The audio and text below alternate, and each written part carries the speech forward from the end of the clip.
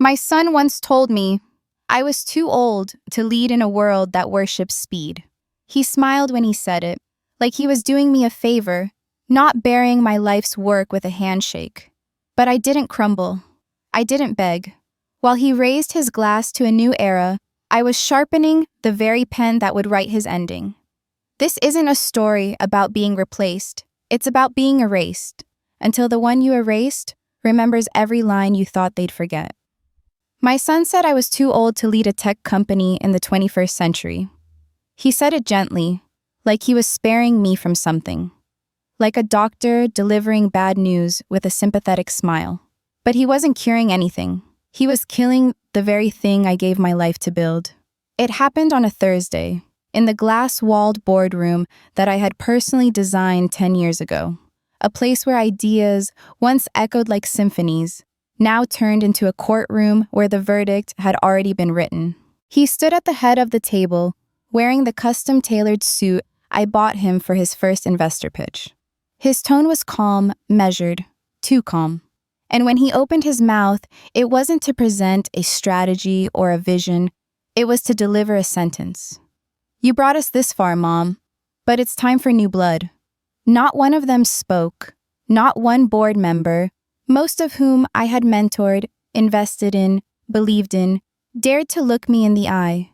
Their silence wasn't ignorance, it was complicity.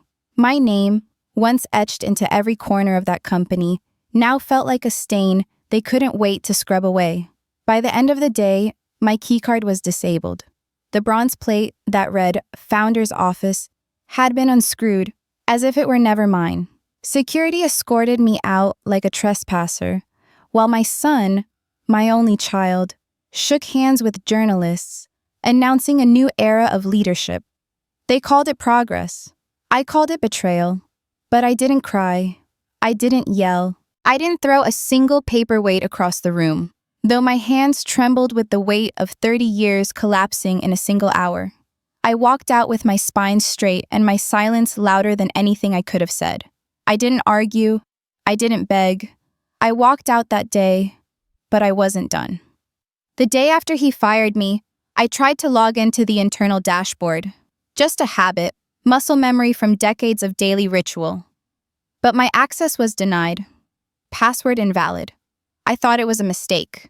I opened my inbox to send a quick note, only to find my email account deactivated, as if I'd never existed in their system.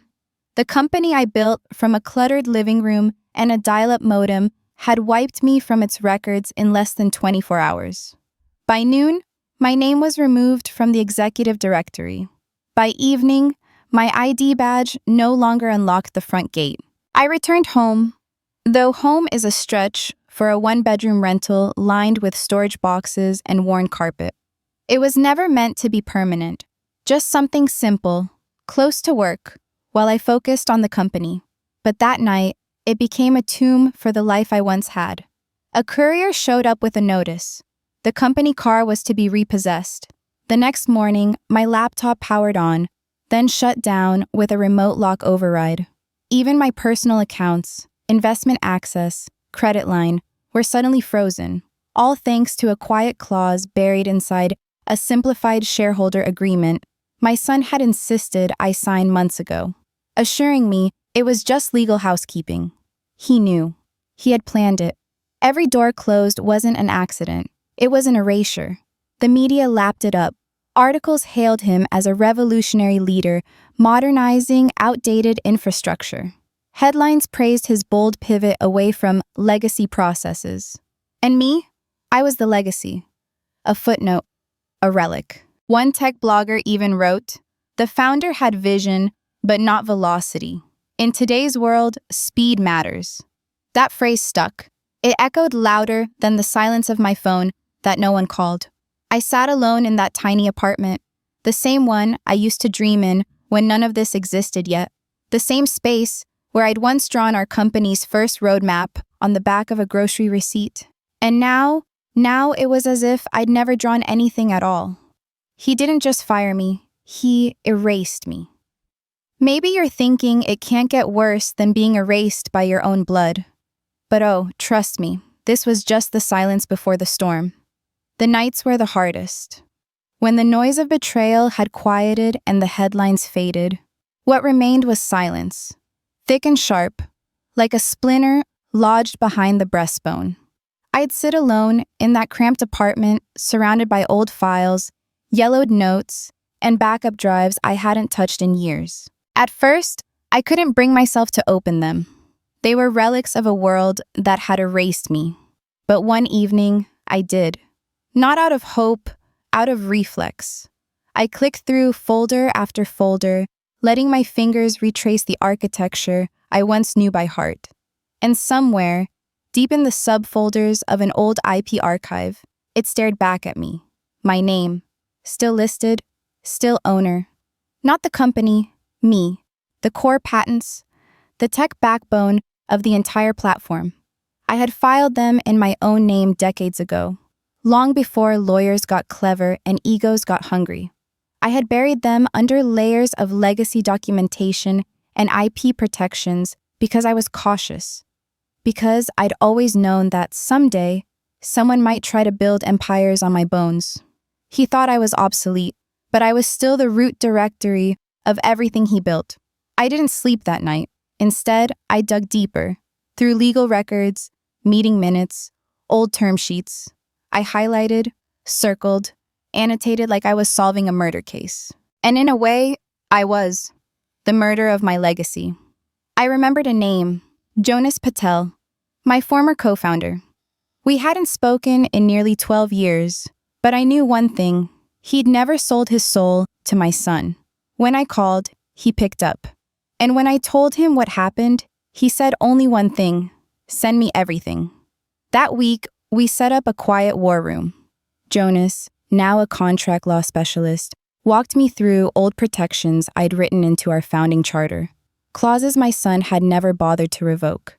We assembled a small team, no headlines, no noise. A forensic auditor, a paralegal, a trust fund manager. One by one, I began reclaiming what was mine. Not by force, not by plea, but by precision. I wasn't confused. I wasn't delusional. And I damn sure wasn't dead. I was loading the first round. If someone buried you under contracts and silence, would you dig through every word just to find your voice again? That's what I did next, and you won't believe what I found. The first move wasn't loud. It didn't need to be. Just a letter, delivered by courier, time-stamped and witnessed, addressed to the company's legal team and board of directors. It was crisp, clinical, and precise. A formal demand to cease all usage of proprietary technologies protected under patent filing number X411 and its satellite filings. Attached were certified copies of my original applications, dated, notarized, indisputably mine. Every word, every line of code, every blueprint that had served as the foundation of their flagship systems traced directly back to me. The patents my son never thought to question. The ones he assumed had been rolled into corporate assets years ago. They weren't. They never were. By the time his lawyer called to discuss terms, I had already submitted a formal complaint to the U.S. Patent and Trademark Office. Within 48 hours, the office issued a preliminary suspension of TechX's usage rights, pending investigation. That one notice halted half their operations, forcing internal teams into chaos. Software updates were frozen. Client deliveries stalled. A quiet tremor began to ripple across their glossy empire. Then came the second strike. I filed an external audit request, citing probable inconsistencies in the handling of secondary investment vehicles linked to TechX's portfolio. Offshore funds, shell transfers, questionable disbursements. Nothing overtly illegal, yet, but enough to raise eyebrows, enough to make the board panic. Within a week, a whisper turned into a headline. The founder's revenge. Hidden IP behind TechX's collapse? The article ran front page on one of the biggest tech publications. The tone was speculative, but the data wasn't. It included side-by-side code lineage diagrams showing how the innovations my son paraded as his own had been legally and digitally linked to original systems I'd built nearly 2 decades ago. It wasn't a scream, it was a surgical slice. Deep, clean, irrefutable. He called me. Finally. Not to apologize, of course, but to threaten, to bargain. His voice wavered when he asked what I wanted. I didn't flinch. I didn't raise my voice. No, I said. I don't want my seat back. I want the floor beneath him to disappear. I know what you're thinking. A legal letter can't compare to public betrayal. But what if I told you it wasn't just a letter? It was the first crack in a fortress about to fall. He strutted into the emergency board meeting like a man headed to his coronation. Fresh suit, sculpted stubble. Not a trace of worry on his face, just the casual arrogance of someone who thought he'd already won. The room was unusually quiet. Not the typical rustle of papers or background murmurs. Just the low hum of tension, coiled tight. A dozen screens lit the walls. Shareholder faces beamed in from across the globe, some visibly anxious, others unreadable. The first question cut through the silence like a scalpel. One of the senior investors, a man who had once toasted to the son's visionary leadership, leaned forward and asked flatly, "Can you explain the allegations regarding IP ownership? Are we operating on technology we don't legally control?" The son blinked, smiled, stammered. We've already addressed this." "No," another voice interrupted, colder this time. "You haven't. And we've received notice from federal court approving a temporary injunction. Use of the disputed patents must cease immediately." A stunned hush settled across the boardroom. Then, as if choreographed, each screen lit up with the same headline flashing in real time. TechX faces major IP lawsuit. Personal assets of CEO frozen pending review. He reached for his phone, but it buzzed before he could unlock it. 3 rapid alerts from his bank app. Access denied. Personal accounts frozen. He glanced toward his assistant, who looked away. And then, without fanfare, one more screen lit up. A familiar face filled the frame. Calm, poised, unbothered. "Hello, Nathan," I said. Just 2 words, but the boardroom fell completely still. "You fired the wrong dinosaur. This one just turned fossil into fuel." I didn't wait for a reply. I logged off. He stared at the now empty screen, face flushed, breath shallow. His hands trembled slightly as he tried to speak, but nothing came. No defense, no bravado, no spin. He went silent. "So, you think that moment was satisfying? That seeing him sweat was enough?" "Oh no, my friend. That was just the appetizer." What came next rewrote the whole story.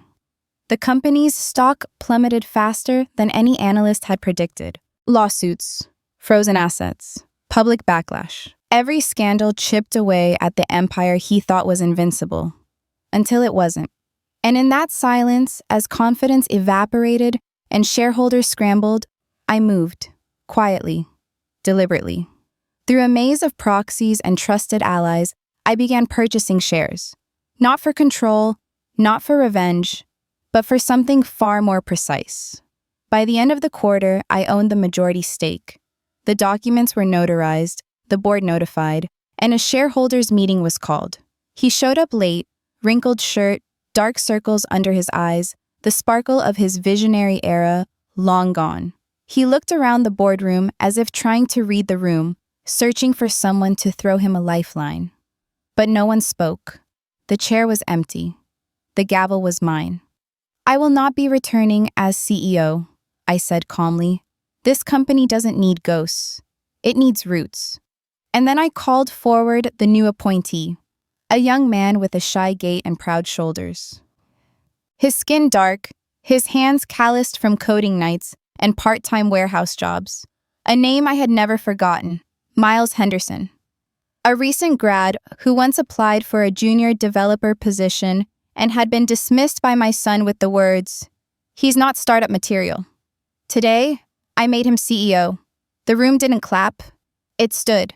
Later that evening, I sent a letter to every employee, past and present. It wasn't a press release. It wasn't corporate jargon, just truth.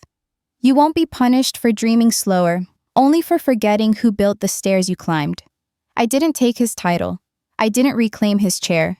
But I gave the seat to someone he said didn't deserve to be in the room. That's the thing about building the foundation. You always know where the cracks run. And sometimes, the best revenge isn't destruction. It's reconstruction. Brick by brick, with someone new, someone better, someone who remembers.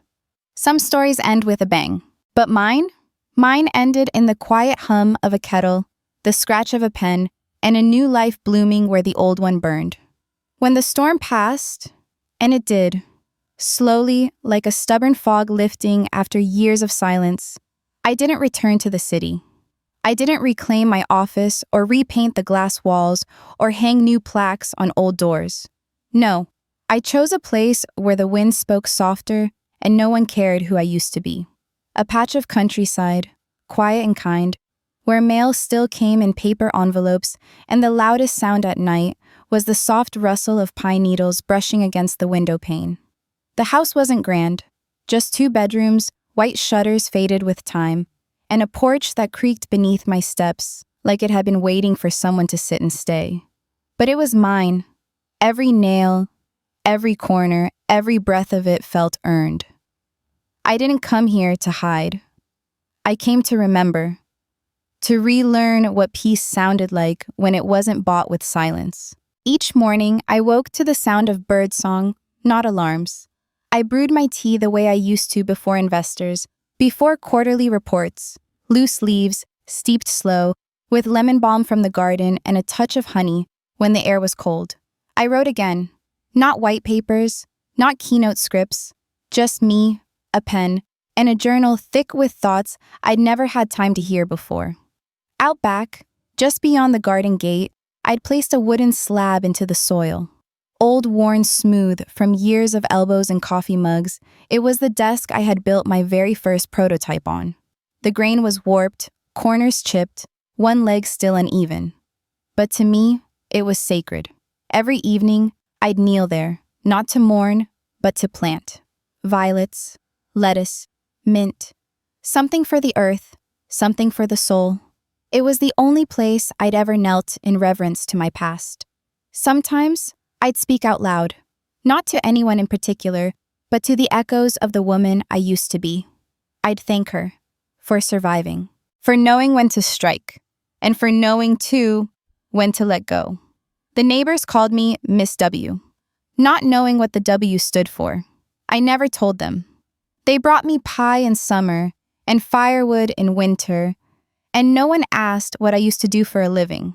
No one cared, and that was a gift. But one single call, did find its way to me. I was pruning lavender near the fence line when my phone rang. Unfamiliar number, city code I hadn't seen in years. I almost didn't answer, but something, maybe instinct, maybe grace, made me press accept. "Hi," a young voice said, soft, nervous. "Is this Miss Whitfield?" I froze. That name hadn't been spoken aloud in months. "I'm sorry if this is strange," she continued. "My name's Eliza. My grandmother used to work for you, accounting department. She talked about you all the time." I sat down on the garden step, the phone pressed gently to my ear. "She said you were the only boss who ever remembered her birthday, that you sent her home early when her son was sick and made sure she still got paid, that when she retired, you cried. I just wanted you to know, I'm studying software engineering now. Because of her, because of you, you made it feel like we belonged." For a long moment, I couldn't speak. My throat tightened with something deeper than pride, a kind of knowing, the kind that tethers you to the world when you thought you'd already drifted too far from it. "Thank you," I whispered. "That means more than you'll ever know." After we hung up, I didn't go back to pruning. I just sat there, hands still over my heart, eyes closed. The sun was warm, the wind slow. Somewhere, a bee hummed over the rosemary, and in that stillness, I realized I hadn't just taken my life back. I'd planted it anew. Now, my days are simple. I advise quietly, never in person, always under a pseudonym. Startups run by women, by elders, by those told they were too late or too small. I don't need applause. I just send notes, corrections, encouragement. I tell them what I wish someone had told me at the start. That slowness isn't failure. That doubt is often a sign you're still thinking. That kindness isn't a weakness. It's the deepest kind of strength. And each time one of them writes back, "You helped me land funding," or "Your edits made our pitch stronger," I smile. I let it settle into my bones like heat after a long winter. There's an old ceramic pot near the porch, cracked along one side. I filled it with soil and planted a single camellia cutting there months ago. I didn't think it would grow, the pot too small, the wind too harsh. But this morning, it bloomed. One perfect bloom, pink and defiant. And I thought, that's me. I may not be the architect of billion-dollar empires anymore, but I am still the root. And roots? They don't retire. They remember. They rebuild. They bloom. Chapter 2. You might be wondering, did he ever regret it? Did karma ever knock on his door? Well, I didn't have to touch him again. Life did that for me. Just wait.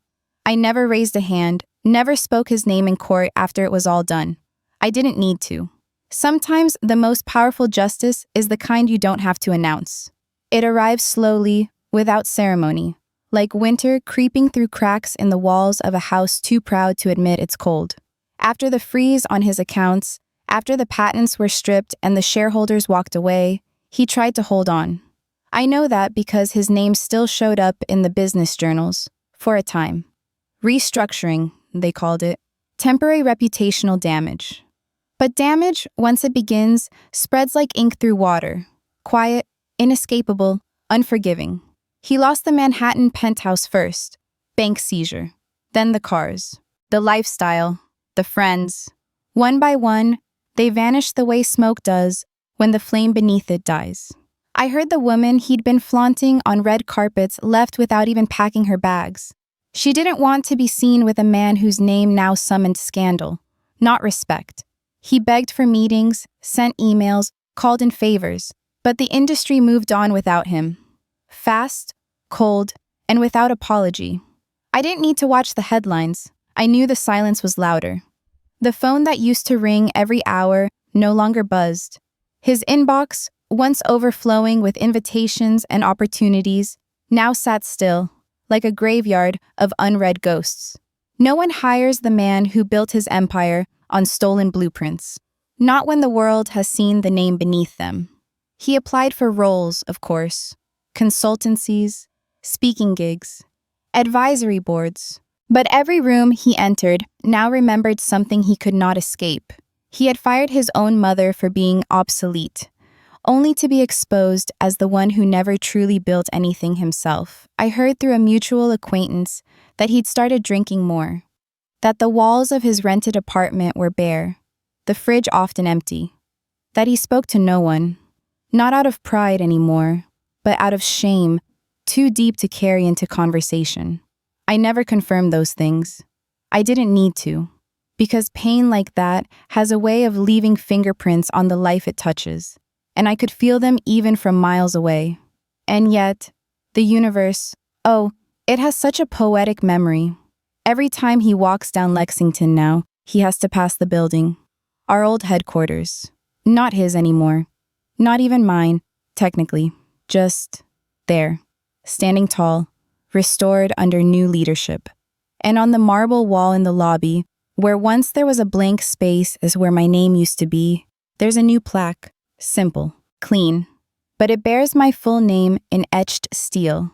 Beneath it, a quote I wrote long ago, back when I still believed the future would be kind to those who built it. Legacy isn't passed down, it's reclaimed.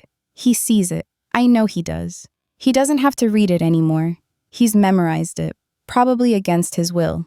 I wonder how it feels to walk past the place you once ruled, knowing that the foundation remembers what the boardroom forgot, that your bloodline doesn't entitle you to greatness, only your choices do. He avoids the street now, but every so often, someone tells me they spotted him, shoulders hunched, hoodie drawn, walking fast as if racing his own past. There's no more press around him, no cameras, no headlines. His LinkedIn hasn't been updated in over a year. The last post he made? A vague quote about resilience, just days before the lawsuits became public. There's something strangely satisfying in knowing I didn't have to say a word, that the world itself told the truth for me. He built a castle on the back of my silence, and when that silence spoke, the whole thing crumbled, stone by stolen stone. I didn't gloat. I didn't parade my victory. I simply returned to my garden, poured my tea, and watched the leaves steep. He lives now in the shadow of everything he once thought he owned. And I live in the sunlight of what no one can ever take from me again. Some call that revenge. I call it gravity. And gravity, my dear, never forgets. You've seen the downfall. But now, let me show you what legacy really looks like. Because revenge ends, but impact? That echoes forever. I never wanted my final chapter to be about revenge. I wanted it to be about meaning. After everything I'd endured, being erased, underestimated, and discarded by the very son I once carried in my arms, I realized that reclaiming my company was never the destination. It was only the beginning. What mattered more was what I could build next, now that I had my voice back, my name back, my dignity. That's why I founded the Root Code Initiative. It's not flashy and it doesn't make headlines, but it's real. It's a small foundation with a bold mission to help women over 50 learn to code, launch businesses, and reclaim their own futures on their own terms. I've met grandmothers who had never touched a laptop before, now building apps to connect local farmers. Women who were once told their ideas were too late, now mentoring 20-somethings at hackathons. And every time one of them smiles and says, "I never thought I could do this," I smile too, because I know exactly what that feels like. You see, it's not about proving someone wrong. It's about proving to yourself that you never needed their permission in the first place. When the TEDx organizers invited me to speak, I almost said no. I wasn't interested in stages anymore. I'd had enough of boardrooms and applause. But then I thought of those women, and of the girl I used to be, the one with her hands on a dial-up modem and fire in her chest. So I went. And I stood there, in front of a sea of faces, mostly younger than me. I told them my story, not the sensational parts, but the quiet truths. That legacy isn't inherited, it's earned. That age doesn't dull vision, only neglect does. And that some blueprints should never be handed over until the hands reaching for them are ready to build, not burn. And I ended my talk with the words that had lived in me for years, waiting for the right moment to rise. Don't be afraid of being called too old. Be afraid of building empires for those who'll burn the blueprint. Some people clapped, some cried. But me, I just breathed, fully, deeply, like someone who finally remembered how. These days, my mornings are quieter. I wake up before the sun, make myself a cup of jasmine tea, and sit on the porch wrapped in an old shawl. My laptop still hums, but it hums for different reasons now. I write letters. I mentor startups I believe in, not because they promise billions, but because they promise kindness, clarity, and care.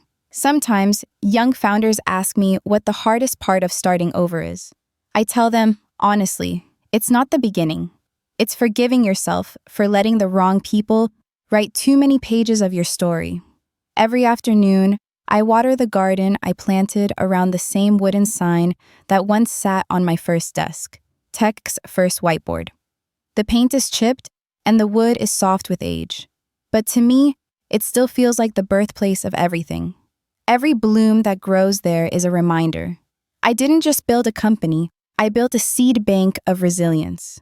And one evening, just last spring, I got a call. It was from the niece of one of my earliest employees. She'd found my number through someone who knew me. She said, "I just wanted to tell you, you're the reason I studied computer science. The reason I didn't give up when my professor said I wasn't smart enough. The reason I believe ethics still matter in tech." My hands trembled when I hung up, not from age, from gratitude.